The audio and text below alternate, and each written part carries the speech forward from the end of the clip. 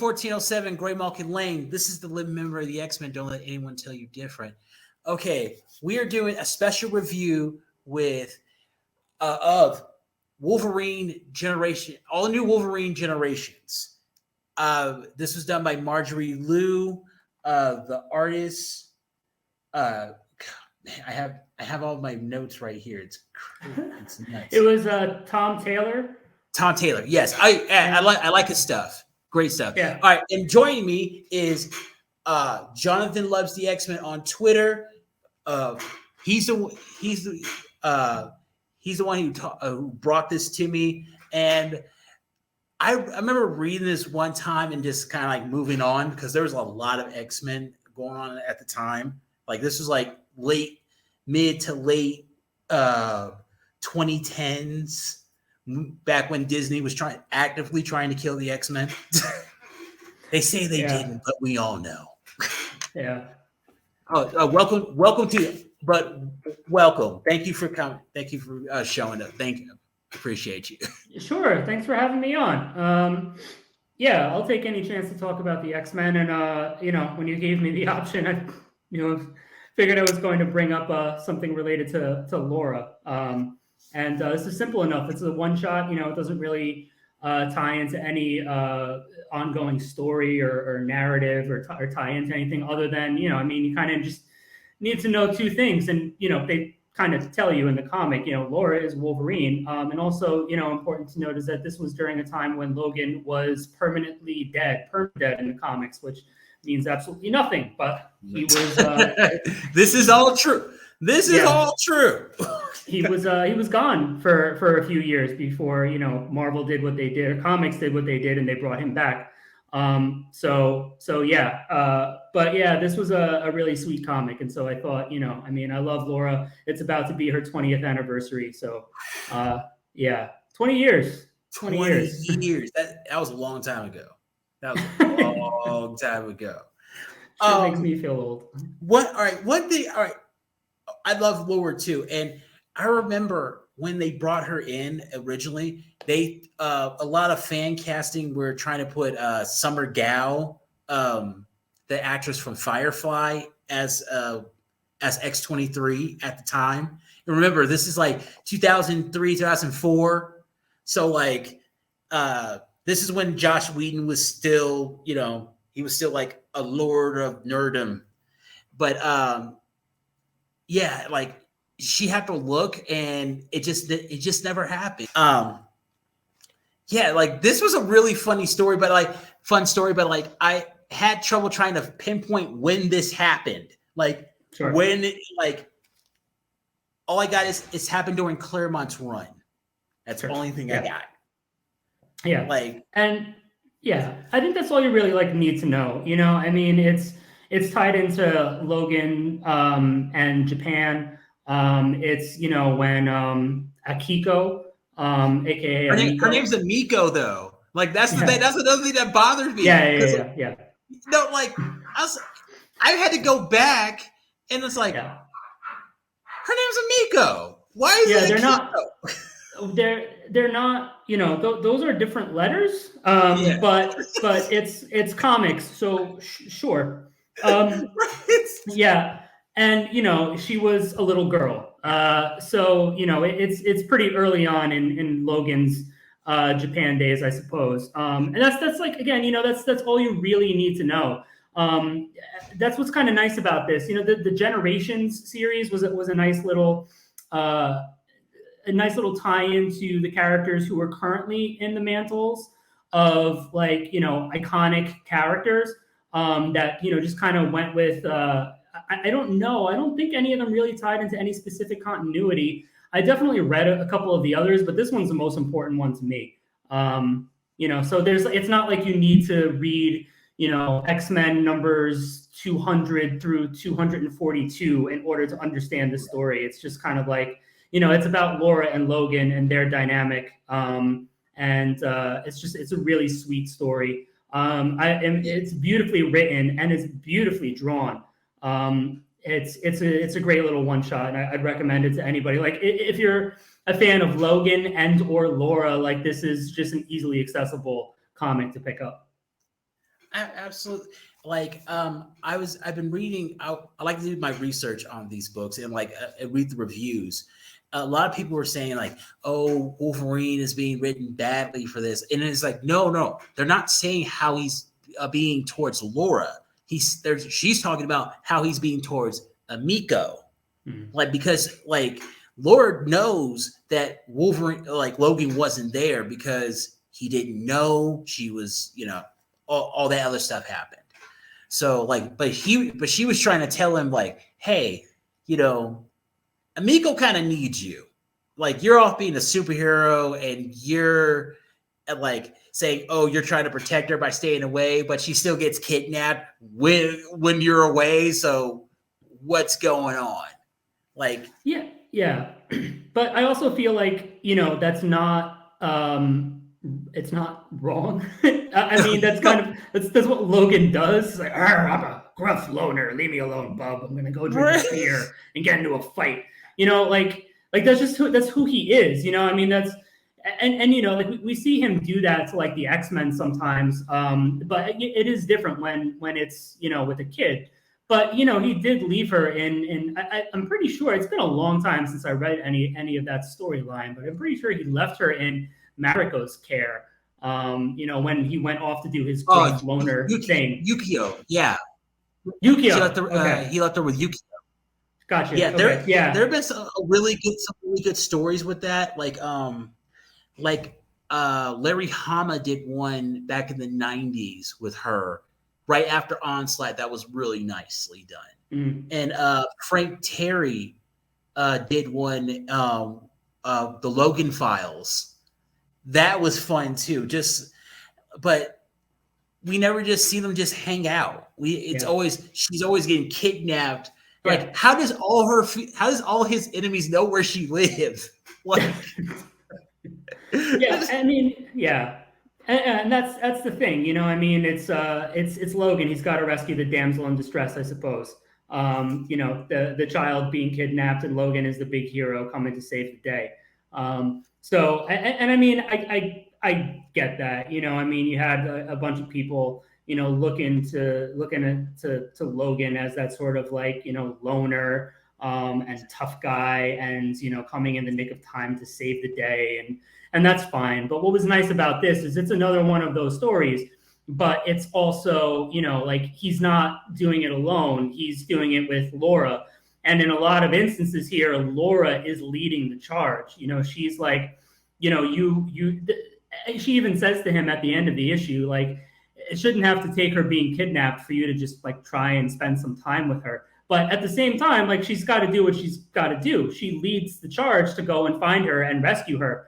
And it's wild to see Logan's reaction to Laura, who, at this point he doesn't know. And he's just really, really surprised. Like, but he kind of figures it out though, doesn't he? He just like, he does. You're from Alta. Yeah. Okay. Yeah. He just makes it's so easy.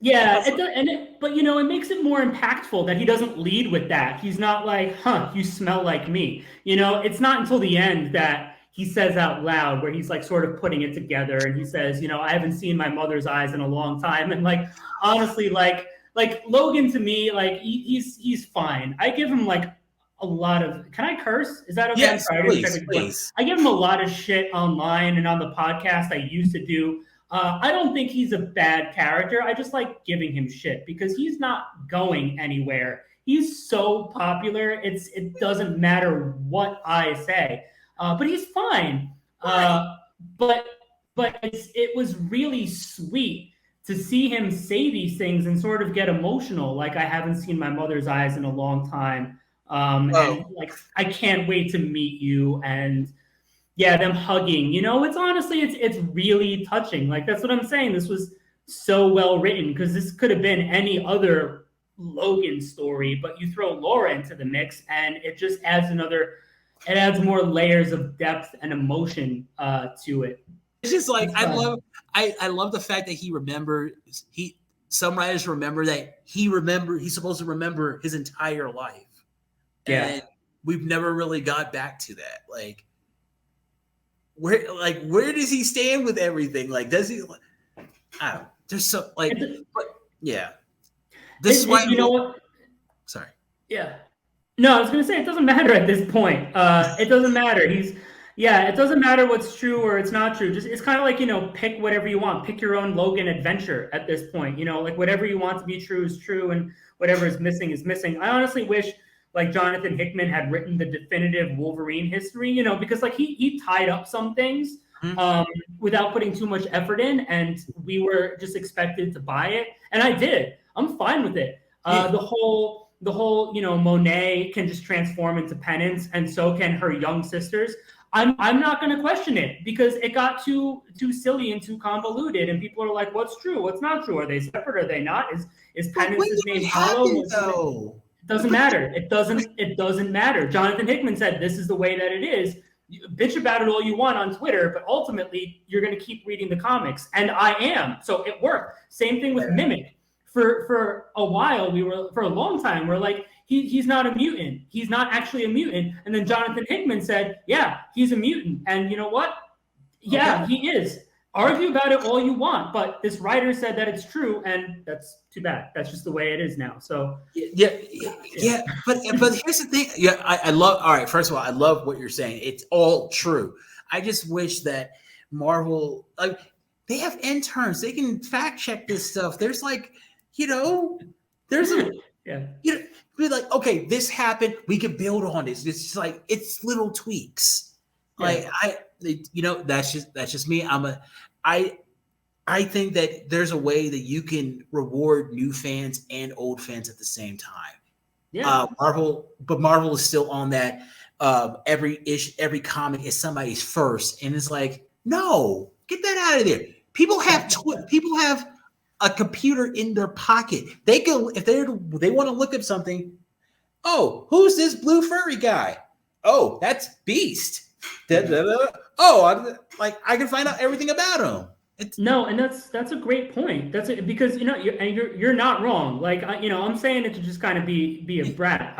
But I mean, because really, I don't care about Logan as much as I do care about Laura. So if somebody started messing with her backstory, I would be like the first person like typing on Twitter angrily, like, "You son of a bitch, you ruined my favorite character." Like, I'm half joking, but you're right. So that's the thing. There are fan written like Marvel wikis out there, and I have read from writers on Twitter that is and has been used as a resource for actual comic book writers. Because the fans are out there editing those things, keeping track of continuity, because there are continuity nuts out there, it is a great resource. Oh yeah, absolutely. Like I don't know if you're gonna be on an X book or any kind of comic book, I would imagine you're a fan of the character, that you know a lot about their continuity, or if you got the job. You get to pick who you want, and you do research on where they were, where they are at this point, where they were last people saw them. Just connect the dots. Yeah, just connect the dots. Yeah, like sure. It's not hard. But the thing with Logan is like he's just so old, you know what I mean? And there are so many like different parts to his story that I think if you put it all together, it all works. I don't know. I haven't read any of like his origins in a very long time, where they actually dove into his history. It's been a very long time. But I'm sure that it all connects. And honestly, at this point, like if any writer wants to pick up a part of it and run with it, I'm sure that they could. And I mean, there are still like Wolverine stories being written, and I'm sure we won't see we haven't seen the last of his past. Somebody else will pick that up at some point. Oh, absolutely. He's just Wolverine's just I thought Wolverine's story, it sounds like somebody who's telling a story about their life, but they're drinking as they're doing shots every couple of minutes. So so is he. Genre, so everything changes. Like, I started out as a kid in the Canadian Outback. And then I was a ninja. That was a weird, like, they called me Whiteface. and then I was king of the mole people. And it kind of goes on like that. I want to make that into an X-Men drinking game. No, don't do that because people will end up in the hospital from alcohol poisoning. Like Fair. take a shot every time he says bub. You know, people are going to end up getting hurt. or do a shot every time Wolverine's a hypocrite, where he'll say one thing, but when somebody does the same thing he does, he's like, "No, you can't do that. You can't Yeah, do there you that." go. Sure. Like he does Sure. that with Yeah. Laura all the time. Oh, I can kill people all the time. No, you shouldn't have to kill people. But it's my job. No, that's my job. Like, bro, like go with the wheel. Yeah, Chill out. that has been inconsistent, but independent of that, Laura has still grown as a character. You know, like he wanted her to get set up, you know, in the school, in Xavier's school, and she, you know, she went on to join the new X-Men, and it was sort of like, you know, it's like, oh well, we don't kill, but then, you know, a couple of years later, X-Force. she joined him on X-Force, yeah, and she was killing. Yeah, he was like, you know, he was like the mentor. Like, this is how you kill. Like, as if she didn't know. As if she didn't know. It was like, you know, bringing out the best in her, I suppose. But yeah, but you know, but then other writers picked up different things to do with her. You know, then Marjorie Liu picked her up and, you know, gave her relationships with people and showed her grow into like the wider Marvel universe. And then, you know, Tom Taylor came along and we had all new Wolverine. So I don't know. I mean, I think writers have done a good enough job with her, despite Logan's different influences along the way. I still think she needs a couple things in order to make her her own character to me. Like, really? she needs her own Sabretooth. We need to bring back Don't say it. Don't say. We don't need to bring Kimura back if that's what you're going to say. We don't need to bring her back. Bring No, her we back. don't. She No, is we the don't. worst. What she is the worst. Like Sabretooth was the worst.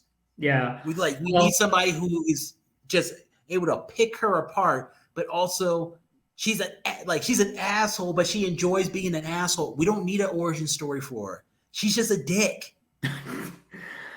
like Sabretooth. Yeah. Like with Sabretooth and Wolverine. Like, okay, we all know Sabretooth, what Sabretooth loves to do on Wolverine, on Logan's birthday, likes to just jump him. Yeah. It's hilarious.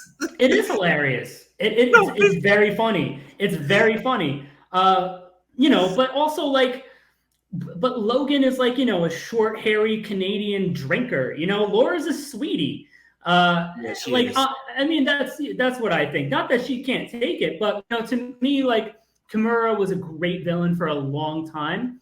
But Laura killed her. You know, like Laura, it was a really iconic to me and like heart-wrenching scene when Laura, like, you know, was shouting that I'm the daughter of Sarah and the daughter of Logan. I'm Wolverine. Like, I'm my own person. Because Kimura treated her as she was a child, you know, treated her as a weapon. Kept on calling her X. The psychological damage that does to somebody, like, I can't even fathom that. And, you know, we saw that for a long time, the abuse. And Laura finally took her out, drowned her, and it was just so emotional. It was satisfying. Yeah. It was. So I get what you're saying. So I mean, you know, the only thing I would say is like, yeah, like they could come up with somebody new, somebody different somehow. A good writer could do it. Any good writer could do it.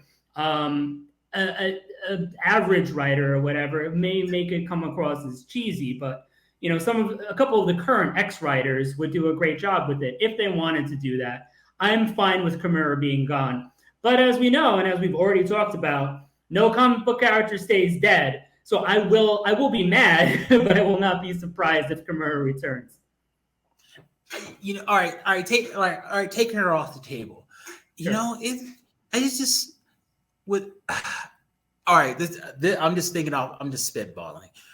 What if it was like old woman Laura, or as I like to call her, Owl, and Wolverine actually started they started like a Wolverine Sabretooth rivalry. It just kind of happened. Like it's kind of like a reimagining of Wolverine Sabretooth, but using Laura. And we kind of see in that way we can see both sides. You know, like I don't know, just so my heart would break. Like literally, like my heart would break. I would have a breakdown and I would have to go to the hospital. Okay, all right. Too much. All right. Too much. Right. That's just too much for me. I want a Wolverine book. I want a Wolverine family book. Yeah. Oh yeah. Hell yeah. There was a Did you read the Marvel? Do you have Marvel Unlimited? Did you read the digital art? Yes. Yeah, that was cute. You know, it was cute. We could use more of that. We could use more of it, honestly. I agree with you.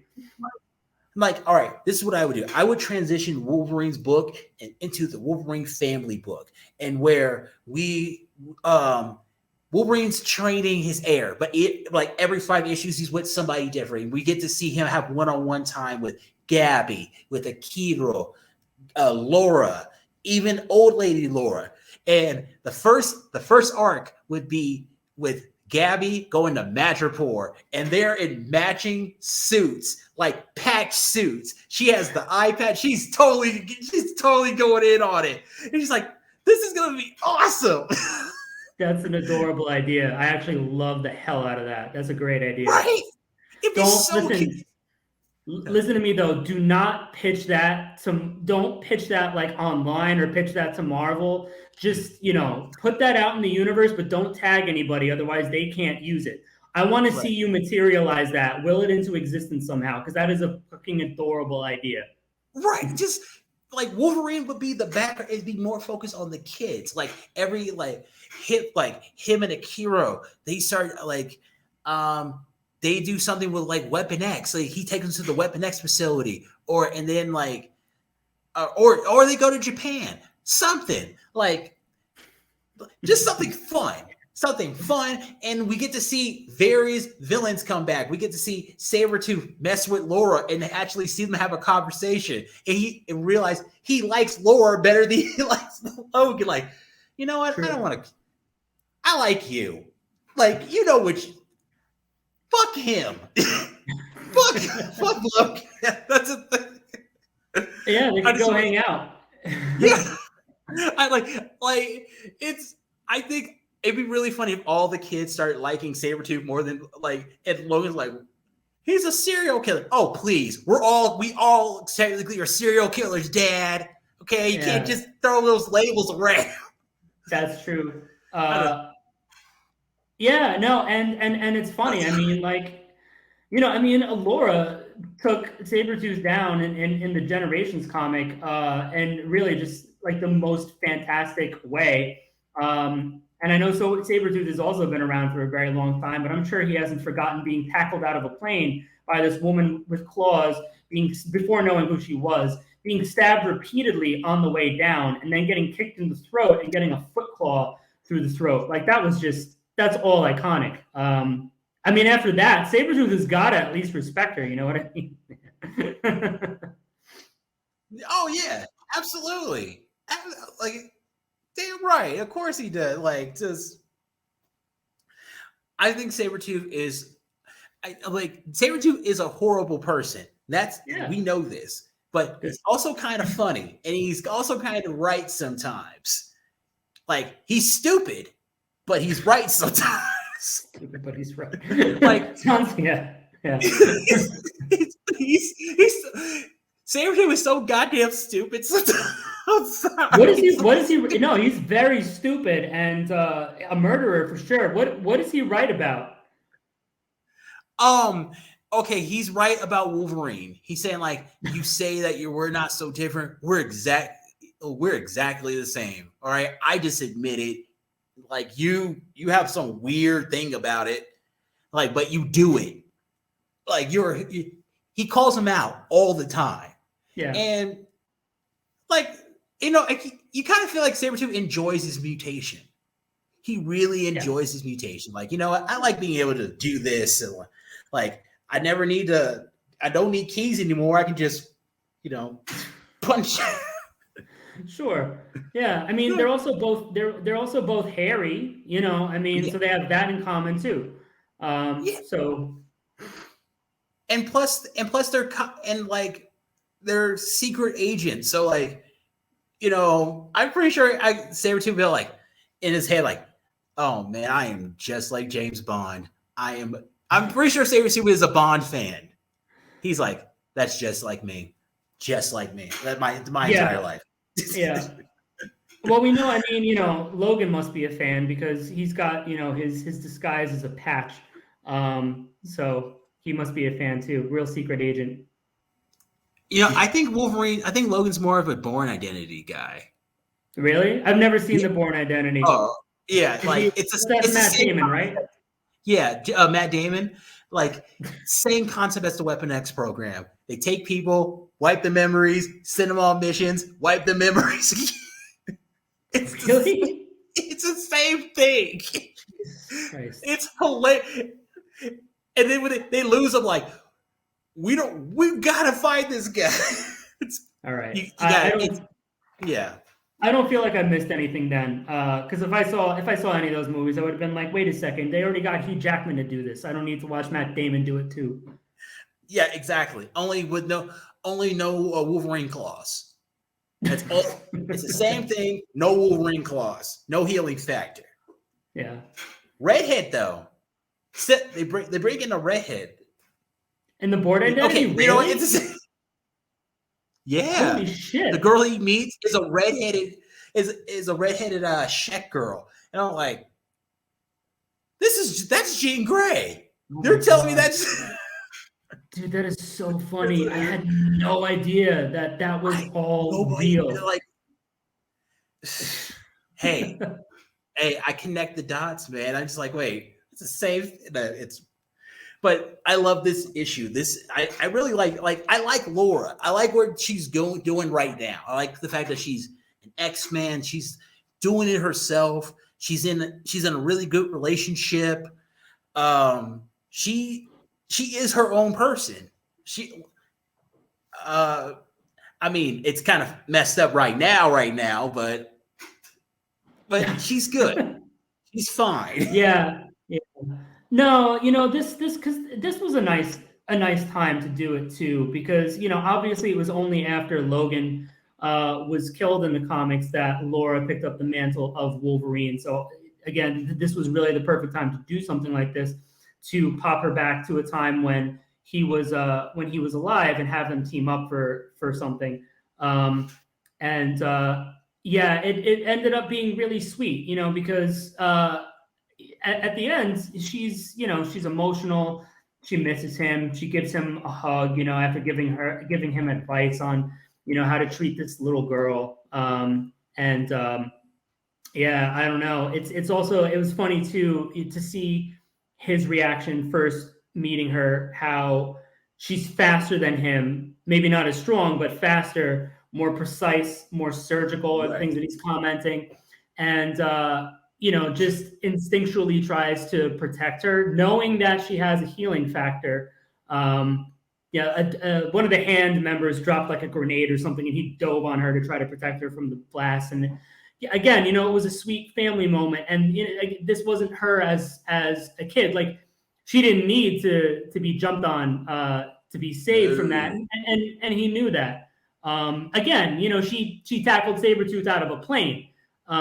She's clearly, she's clearly strong enough on her own and confident enough on her own to take on, this brutal murderer who she does know. She obviously she knows Sabretooth. And it was I don't know, man. This is a really sweet story, really written very well, for a one shot, and really impactful. It hit all the beats that it really needed to, and showed Laura as her own character. And the whole family thing, with him being her dad, tied in really nicely.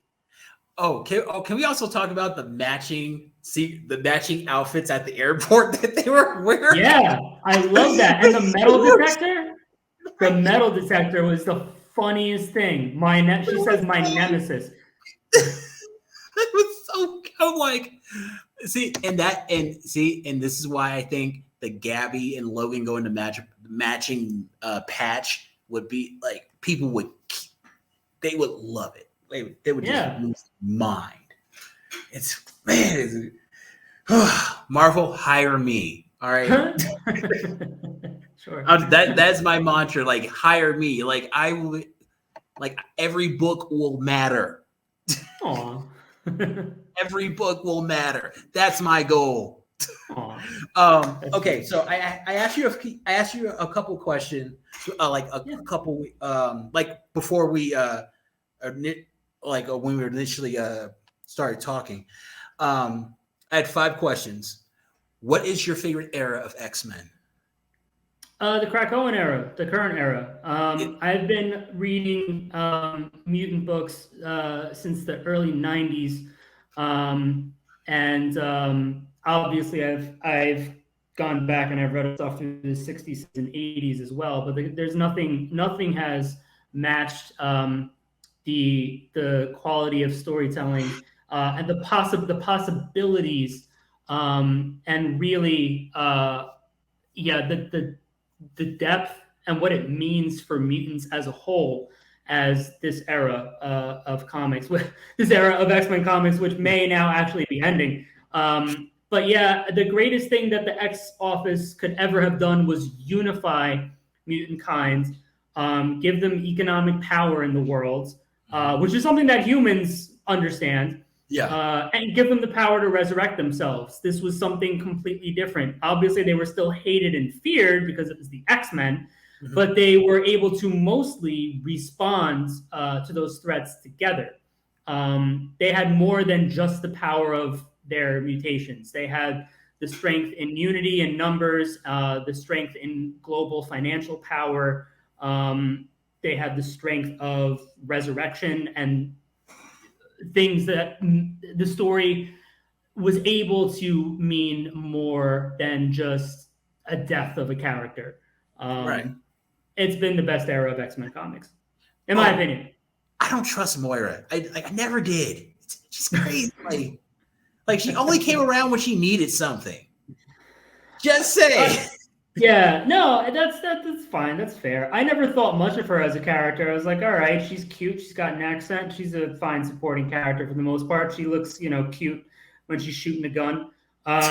Yeah, I don't know, but hey, Jonathan Hickman did something absolutely wild with her, and there was a lot of there was a lot of possibility there, which I think has sort of dwindled and made her a bit one note. We saw Rogue tear her apart. That doesn't mean that she's gone or dead. It doesn't. It was a great. Hey, it was a great panel. It was amazing, and God bless Pepe Larraz. We're all better off because we exist in a world with him. But she'll probably come back, and maybe she'll be handled a bit better.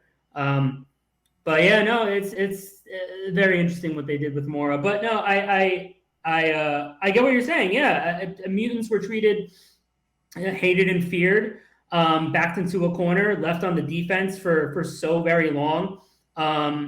You had Asteroid M, you had Utopia, which is the closest that they ever got. But then you had the Terrigen Mists. It's always been like the same old thing, and then this era just meant something different. It's great to see that unity really means something. With all of these powerful villains now to say, we're not going to fight you anymore. We're behind you. We will work with you. On the Quiet Council, on teams. That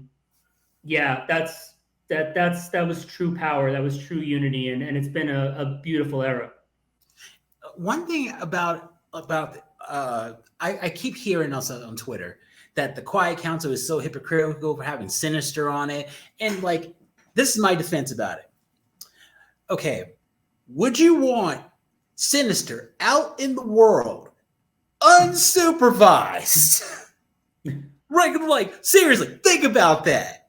Think about that for a minute. You want that psychotic motherfucker out there when you can bring him in, watch him, use him until you've done, and then you throw him in a pit. I thought that was the whole plan. I thought everybody was everybody in the Quiet Council was kind of like universally on the same page regarding Sinister. As soon as we get all the mutants back, fuck him. Get rid of him. Like, just kill him. So I do see what you're saying, but I mean, he was still doing whatever he wanted anyway. He was still making clones of himself. True. And he was, still making clones of Moira and creating the Moira engine. And because of that, he was able to create the Sins of Sinister timeline. So I do agree with you to a point. They kept some sort of leash on him, but it was still long enough for him to do what he wanted, mostly what he wanted to do. Hellions. Okay, I did like him in Hellions. Like after X of Swords, when the team was like, "Hey, Sinister, how do we die?" Havoc, watch the door. They were doing the most realistic thing that anybody on a team with Sinister would want to do: jump him. Or when he got kidnapped by Arcade, and everyone's like, "What are we gonna do? Let's get a sandwich or something." What are we doing here? And I like how they. It was just so funny. Just like they all feel that title was great. It reminded me of that show Archer. Did you ever check that out? No, I've seen clips of it. Yeah, it's whole thing. Like they all hate their boss. Anytime it's like, nah, we're not gonna do it. Like, fuck Sinister. We ain't gonna go get him. Yeah, no, that title did a great job of balancing, deep stories, character development, action and violence, and humor. Like really, I mean, the Sinister that we got in Hellions and on Krakoa is, the sassy Sinister that we sort of were introduced to by Kieran Gillen a bunch of years ago, I think, in Uncanny X-Men. It's not the same sort of Sinister that we saw in the late 80s. He's a fun guy. He's awful, absolutely awful, but he's fun. He's fun. Yeah. I just always imagine if I was on the council, I would have blown up his spot. He has a clone farm, right? He has a whole clone farm. Like, sure. You guys don't know? Yeah. Like, oh, what? You don't? Oh, yeah, I'm blowing up your entire spot. Yeah. Which leads me to my second question: favorite villains. Well, I mean, I have two answers to this. I mean, one of them is Orcus, because I think just it's not just about like they hate mutants and they want to wipe mutants off the face of the earth. It's the fact that they have members from so many different groups. It just kind of speaks to where we are in the world. A lot of government groups or agencies with power, like there are bigots everywhere in government, obviously, and a lot of bigots with power. And so Orcus kind of sees them unifying. And not only that, but like the propaganda too, that we've seen. And that's happened throughout history and just like in the past century, the propaganda against Jews, Black people, gay people, and now with trans people. They kind of leaned into the propaganda more recently, I think, in the X-Men stories. So yeah, I would say Orcus because it's a little bit deeper and it hits more home, I think, today. It's not just like it's more than just, oh, we're gonna go attack the school or we're gonna go attack Krakoa. It's like they have multi-pronged approaches to taking out mutants. Not that that's a good thing, but it makes it more compelling. So that's one answer, and the other answer too, I think, which was to me iconic for its time and still rings true today, is William Stryker from God Loves, Man Kills, who has obviously reappeared a couple of times since, but I mean, it was as true in 1982 as it is today. The religious right, bigots who, use religion as their defense, like Jerry Falwell, Pat Robertson, and Fred Phelps, who, if there is a hell, they're all burning in it now. Yeah. So good job, guys. But vilifying and degrading and dehumanizing gay people, and saying all like the horrors of the world are happening to us because men are having sex with men. Like, it's William Stryker pointing at Nightcrawler. You call that thing human? It would be like Ron DeSantis pointing at a trans person. You call that thing human? I'm sorry, but that's what it is. It's exactly what it is. It's like William Stryker has always been scary to me because he can pop up at any time. Like it doesn't have to be him. It could be somebody that he spoke to, which is why I thought that Tobin Bell from Saw would make an amazing William Stryker. Yeah. But I was thinking like Tobin Bell, the actor from Saw, like he's the type of dude who would like send his message to people that he saved. Like, oh, okay. Say that a mutant like abused, assaulted, like a regular person. He would go to them and say like, these mutants should not be doing this to you. And he spreads his message through that. He goes to victims of mutants. Yeah, like the Purifiers. It's exactly it. That's the Purifiers, man. That's exactly them. It doesn't matter. If a mutant was like saving somebody and beyond their control, like somebody like another human got hurt. It's look what that mutant did to you. Exactly. So I get what you're saying totally. Also, I think it'd be really, really, really funny if he was for everything else. He's for race rights, trans rights, all that. But mutants, fuck them. I mean, that'd be really hypocritical. Somebody bring that up, like they're human beings. Everybody, I'm in support. They're human beings. Mutants aren't human beings. Like I can look at this woman. This is a trans woman. I don't have to worry about her blowing up a mall. Yeah, that'd be crazy. That'd be a weird way to like. I don't know. It's just weird. Like no. I get what you're saying, and like that sort of thing. It's really like you've got like Gays Against Groomers or whatever. Yeah. It's like what do you think is going to happen? Once they've stopped setting their sights on the trans community, like. Yeah. They're not exactly. They're not for you. So I get what you're saying. That could work too. Absolutely. I also had this idea of Orcus doing like this small YouTube propaganda campaign where they do like black and white, and they have like people who are victims of mutants talk about their experiences, and it just makes it so grainy and it just gains popularity. And he's like, hey, wait, I know which mutant that is. Oh, I saw that mutant on the news. He's standing with Xavier. Like just stuff like that. That'd be just play like somebody who has access to the X-Men's history, and they can like and they manipulate it. Yeah. Moira. Man, that's propaganda. When would you have joined the X-Men? Well, this is going to sound silly, but I would have joined during the Outback era because I've always wanted to go to Australia. I think kangaroos are really cute and they look fucking dope.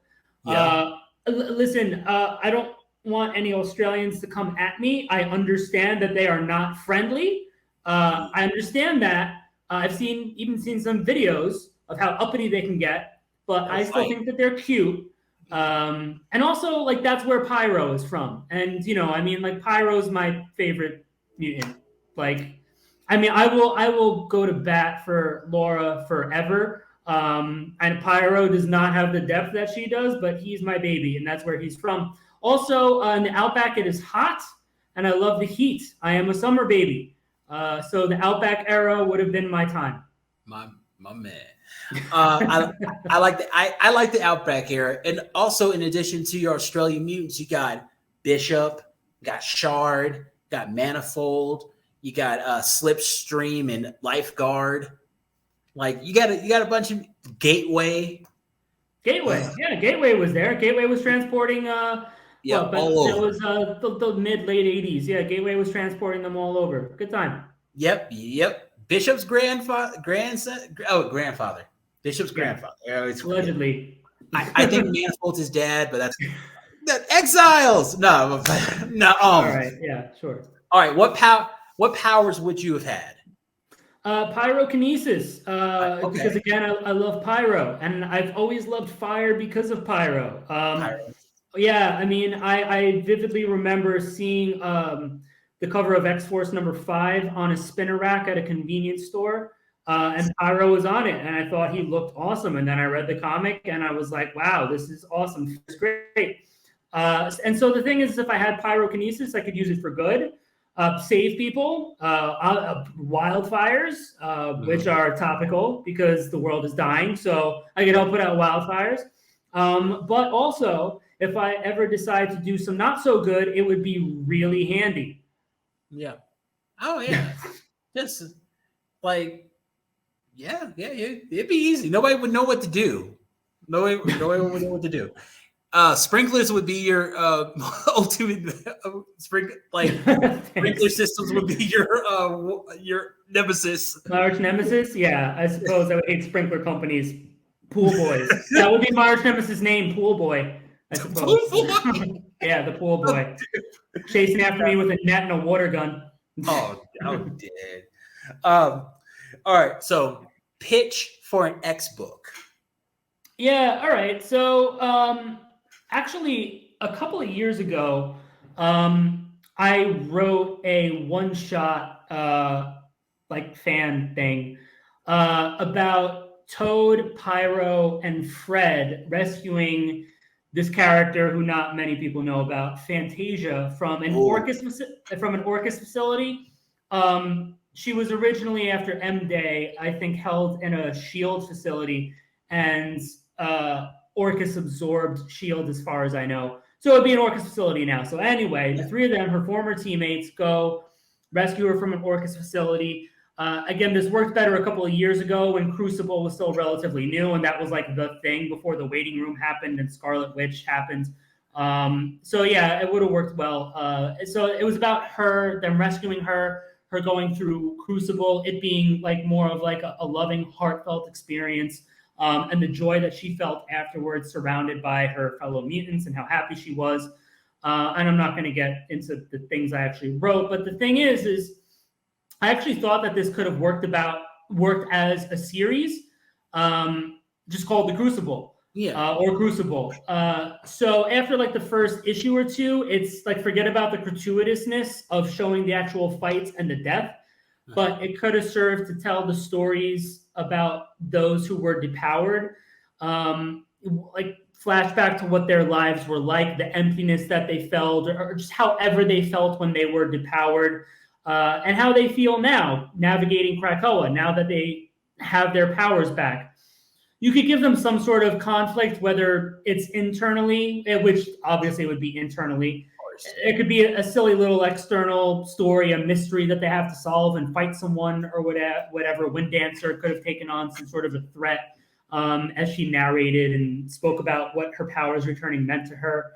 If what happened in X Factor didn't happen to her. Yeah. Oh, man. But I feel that like was still rough. That was rough. But anyway. Yeah. I feel like Crucible was such a huge and heavy and important thing when we first learned about it, and we kind of we established it as a thing, and then we stayed away from it a bit and only used it a couple of times. And I feel like an actual title about it could have deepened its impact, and made it about more than just a bloodbath. Yeah. Think about how the first Crucible, how Melody Guthrie viewed it. Yeah. It was a blessing, her waking up every day, not as herself, in a body, basically that's like not her. Something was taken from her, and now she can be whole again, and just how beautiful that is. And it could have been really uplifting. And I tried to think of some characters too. I mean, there aren't a lot of them, so it could have been, even a mini series, 6 to 12 issues. Or there could have been new characters too. I don't know, but I feel like that would have been a neat thing. Yeah, but but people didn't like it for some reason. They were like, "Oh, Ooh. you have to die in order to become a mutant." But this actually benefits Krakoa because everybody who wants to be there wants to be there. It's not just it's not just like, "Oh, I don't like my country, but I have nowhere else to go." Like, no, you want to be there. Like, I get it. Like, I get it. Also, your point with Orcus. Orcus is dangerous to me because it's dangerous to the entire superhuman community because they're going after mutants. Like, they're going after Spider-Man next. They're going after the Avengers. They're going after everybody. They don't want people to have superpowers. That's what I get. That's where I'm getting at. Like, they don't want anybody to have any kind of superpower. Man. That's what I was saying before with something like Gays Against Groomers or whatever.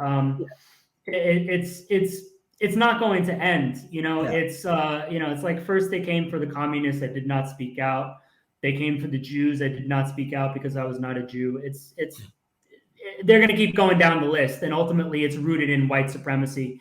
It's slightly different with Orcus because you've got machines there too. But even the machines are like, we hate humans. We're just working towards a common goal.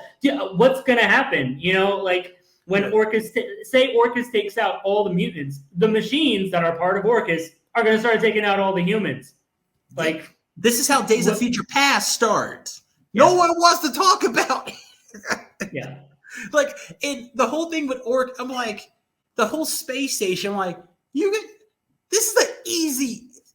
Just get me a 5-man team and a teleporter. We'll take that. We'll take that station down. Get Warlock, Trinary, Jesse Bedlam, just people who can just mess up electronics and then just push it on into the sun. 100%. 100%. It's weird. Nobody wants to do this. Like, no, we can't kill the human people. Like, you know what? No, after what happened with Hellfire Gala, why does this always have to happen every 20 years? Every 20 years. Every 20 years? It's like every 5 years. Yeah, right. Yeah. Like, we saw this with Genosha, which nobody wants to. That happened 2 months before 9/11. No one talked. Like, I remember reading that summer. Like, this is crazy. And then M-Day, Avengers versus X-Men, the Terrigen Mist, Orcus. Yeah, you're right. Every 5 years. They just I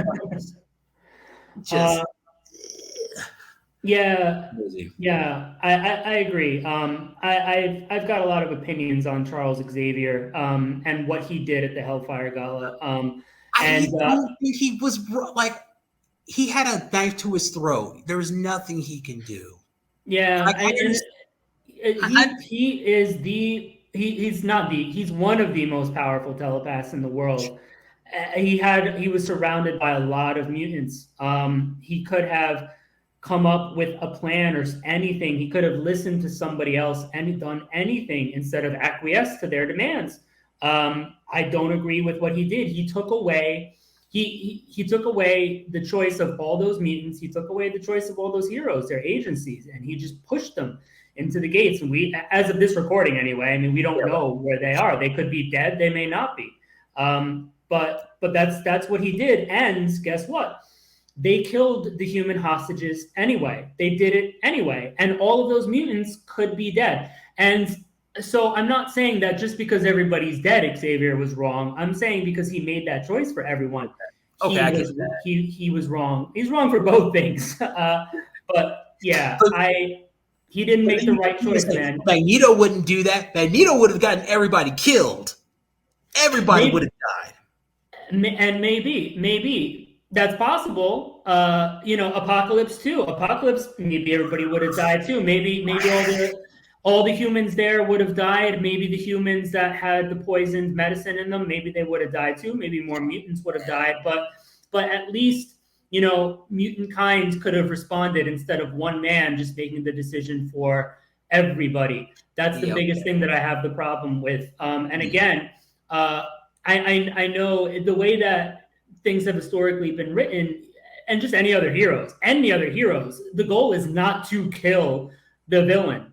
That's what's supposed to separate the heroes and villains, right? But at this point, we see what Orcus's game is. They killed those human hostages anyway. They're ruthless. And so my prediction is we've got, new X-Men teased early next year. Yeah. The logo design looks exactly like the Age of Apocalypse design. Apocalypse is going to come back one way or another. And I have a feeling he's going to see what has happened, and he's not going to be happy. And he may make a new team and go after them. I'm right. I'm there for it. And call mutants the villain all you want. I don't think so. What are you supposed to do? You can't call Orcus to the table and negotiate your existence with them or not. They don't think you deserve to live. Mutants, are there. Humans, do what you're doing, humans. That's fine. But we want to see it at the table too. We're part of this earth. This is our world too. We want to see it at the table. Orcus says, no, you don't deserve to live. So how are mutants going to negotiate with bad faith actors like them and say, please, pretty please, acknowledge our existence is right? It's not going to happen. So no, you're absolutely right. Take the fight to them. Right at this point, Krakoa, it's blood for blood. No quarter given, no quarter asked. The Avengers, either you get in or you stay out of it. You can and if you stay out of it, you will never have a say on mutant affairs. Yeah. Ever. Well, we got the Unity Squad coming up, so the Affirmative Action Squad. The Affirmative Action Squad. Oh my God! The Benetton ad. All right, you're not wrong, I suppose, but sure. I'm sorry. I'm sorry. I haven't heard that before. I have not heard that before. So that's good. The propped up group to make Captain America feel better. Yeah. I'm sorry. It's a good squad. No. It's a good team. It's fine. It's a good team. It's just no. I suspect that's not what we're gonna get at, though. I suspect, though. Say my theory of Apocalypse putting a team together, trying to take a fight to Orcus or whatever comes to fruition. I don't think that all of mutant kind is going to be united behind him and say, yeah, we need to go kill these bad people and these bad machines. I don't think so. And that concerns me. I hope to be wrong, and I frequently am wrong. I don't want to see a fracture in mutant kind again. I don't want to see these mutants going back to, we have to go kill them, and these mutants over here thinking, no, we need peaceful coexistence. I liked the unity of Krakoa. I'm hoping Krakoa isn't completely gone. I hope it comes back in some form somehow. Yeah, I love Krakoa too. Arakko, I love it, but it just seems like if all the mutants went into Arakko, Orcus would be preparing just one big missile to blow up the planet. And that's why Cyclops, when Cyclops and Jean had that conversation about, and she said, "You've never been to Arakko," and he's like, "I want to stay here on Earth." He knows exactly what they would do, and Jean's like, "Oh, you think Jean? You are I'm sorry, Jean has become goofy." She's a sweetie pie. So here's the thing. So Scott Summers has not completely forgotten his revolutionary Cyclops days. He doesn't want to step foot there just because, like he said, why should any of us mutants have to go off planet? I don't want to step foot there because the next thing is we're all going to end up there. And you're right, because then Orcus is like, you know what? They're still in the same solar system. We don't like that. Let's go wipe them out. That's what's going to happen. Yes. But Jean's a sweetie pie, Jean is, for Xavier's dream. And so she thinks that peaceful coexistence is still possible.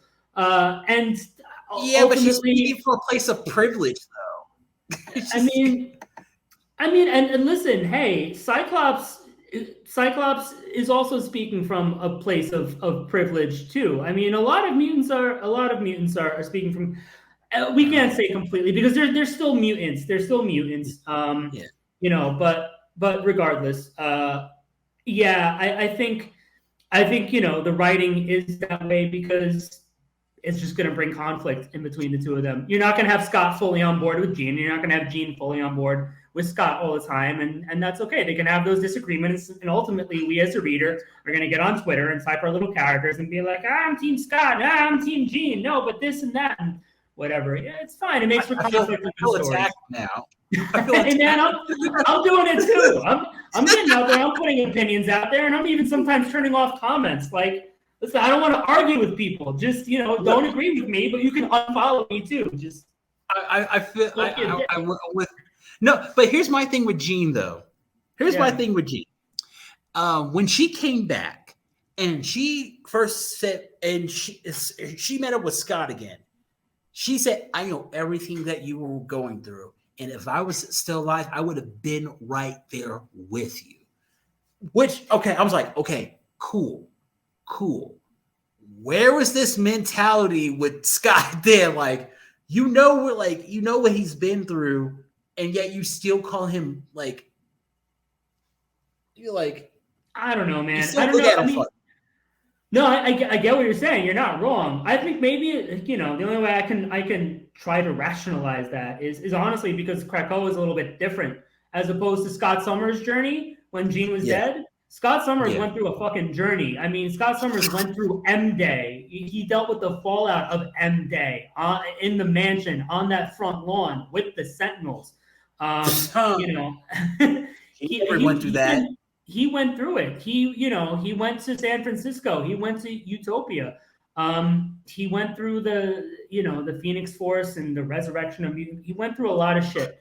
With the Phoenix Force, everybody blames Scott for that. That was he did nothing wrong. It was just the people around him who were doing stuff. Who told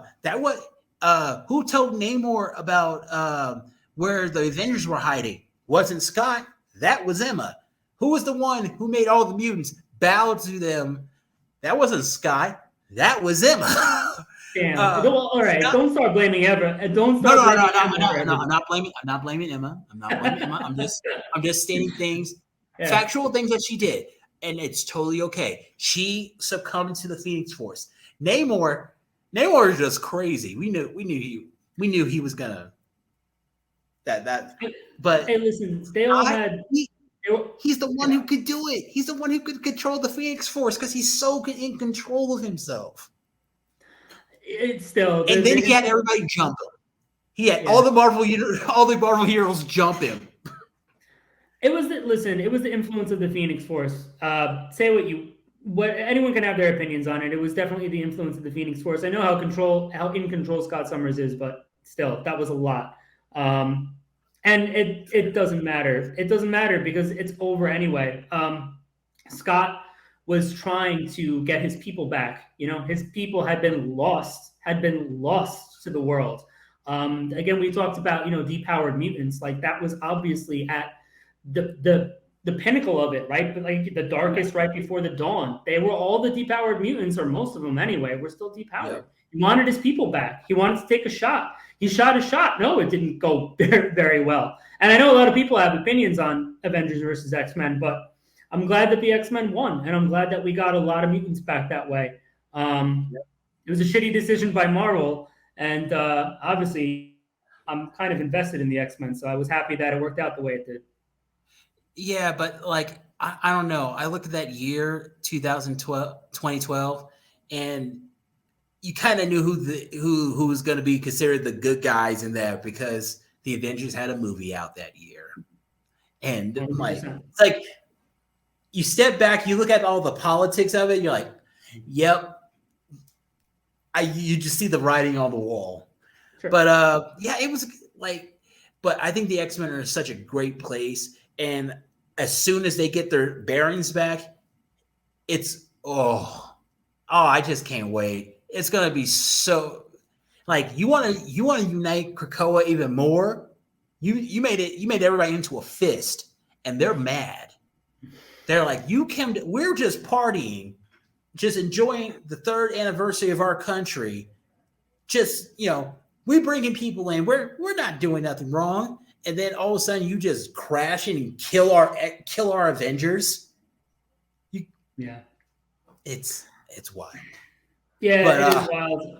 I'm nervous for what's on the other side of Fall of X, but I'm trying to remain cautiously optimistic, and I'm intrigued with Fall of X, and I'm real curious to see what happens over the next few months. Spoken like a long-term X-Men fan. We're all optimistic. We think it's gonna get just a little bit better. Krakoa was just a natural progression to the mutant story. It was the next logical step. They had to get their own country. They had to be unified because, I feel like they put all the mutants together. Like, once you take away the need to for money and you want a safe space for you and your people, all those old rivalries go away. You don't hear about the Brotherhood and the X-Men anymore. You don't hear about the Mutant Liberation Front and X-Force. Now there are completely new territories and rivalries. Yeah. But thank you so much, Jonathan, for coming. This was fun. I love talking X-Men. I could do this all day. Yeah, me too. Just, man, Moira is the Carol Baskins of the X-Men. You can't say her name without calling her that bitch. Wow, man. Because she's so petty. It made her Tiger King reference is wild. That's funny. I don't know. I mean, Carol Baskins could very well have cut off an old boyfriend's face and worn it for all I know. I would not put that past her. So no, sure. not at all. Yeah. She could have done it at the Wolfsbane, but he's like, oh no, she's not my size. Oh my God. I want a hood. Damn, dude. Oh God. Oh God. Yeah. Sure. All right. No, but thank you for having me. I really appreciate you inviting me on the show, and it was a great time talking. Thank you. Yeah, thank you. This is great. Jonathan loves X-Men. He's on Twitter. He's great. I'm 1407. The living memory of the X-Men. I'll see you soon.